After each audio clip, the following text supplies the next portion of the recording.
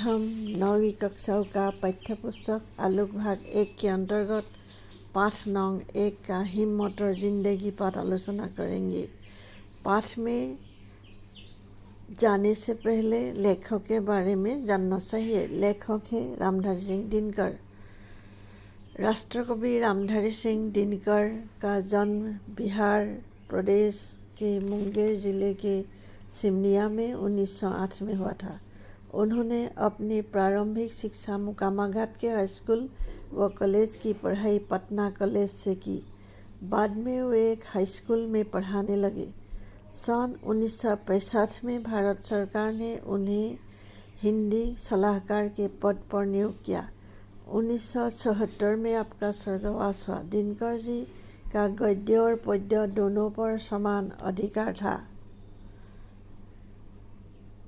उनकी गद्य की पुस्तक संस्कृति 4 अध्याय को साहित्य अकादमी पुरस्कार और काव्य ग्रंथ उर्वशी को ज्ञानपीठ पुरस्कार मिला।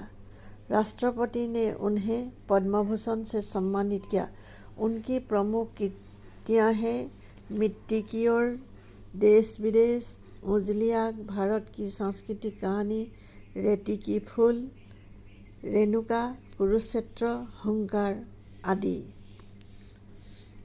ইয়াত কৈছে যে ৰাষ্ট্ৰকবি ৰামধাৰী সিং দিনকৰ জন্ম হৈছিল 1908 চনত বিহাৰৰ মুংগেৰ জিলাৰ চিমিয়া গাঁৱত।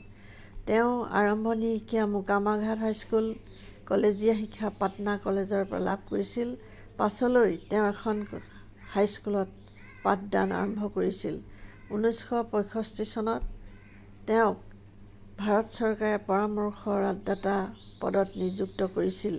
1974 চনত তেওঁৰ মৃত্যু হৈছিল। তেওঁৰ গদ্য পদ্য দুয়োটাতে সমান অধিকাৰ আছিল।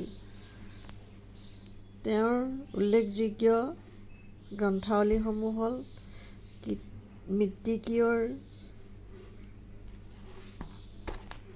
देश विदेश, उजली आग, भारत की सांस्कृतिक कहानी, रेती की फूल, रेणुका, कुरुक्षेत्र, हुंकार आदि। এতিয়া আহোঁ পাঠটোৰ সাৰাংশলৈ। हिम्मत और जिंदगी निबंध रामधारी सिंह दिनकर जी का एक विचारोत्तेजक निबंध है। इस निबंध में हिम्मत और जिंदगी के बीच एक संपर्क दिखाया है। इसका अर्थ है साहस और जीवन। जिंदगी का असली स्वाद वही ले पाता है जो सही वक्त पर सही हिम्मत दिखाता है। भोजन का असली स्वाद उसी को मिलता है जो कुछ दिन बिना खाए भी रह सकता है। वस्तुतः लेखक ने एक अच्छी जिंदगी जीने की राह दिखाई है। চোৱা এতিয়া সাহস আৰু জীৱন। ৰামধাৰী সিং দিনকৰৰ এটা বিচাৰোত্তেজক প্ৰবন্ধ। এই প্ৰবন্ধটোত সাহস আৰু জীৱনৰ সম্পৰ্ক দাঙি ধৰিছে। ইয়াৰ অৰ্থ হ'ল সাহস আৰু জীৱন। জীৱনৰ আচল সোৱাদ তেওঁহে পায় যিজনে সময়ত সাহস দেখুৱায়। খাদ্যৰ প্ৰকৃত সোৱাদ তেওঁহে লাভ কৰে যিজনে কিছুদিন নোখোৱাকৈ থাকে। লিখকে এনে এটা জীৱনলৈ জীয়াই থাকিবলৈ পথ দেখুৱাইছে। তাৰ পাছত আহিম পাঠটোলৈ।